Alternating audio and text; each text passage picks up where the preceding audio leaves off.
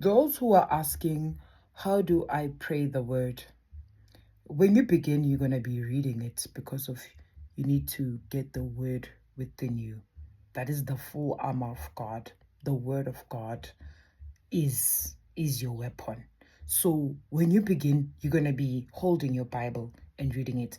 And the more you read the word of God, it stays within you. I'm going to use Psalms 35 and as an example, because people would say, when you pray the word, where do you start, where do you end? I start at verse 1 and end at verse 10 whenever I'm using Psalms 35. Plead my cause, O Lord, with those who strive with me. Fight against those who fight against me. Take hold of shield and buckler and stand up for my help. Also draw out the spear and stop those who pursue me. Say to my soul, I am your salvation.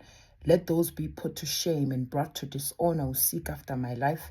Let those be turned back and brought to confusion who plot my hurt. Let them be like chaff before the wind, and let the angel of the Lord chase them. Let their way be dark and slippery, and let the angel of the Lord pursue them. For without cause they have hidden their net for me in a pit which they have dug without cause for my life.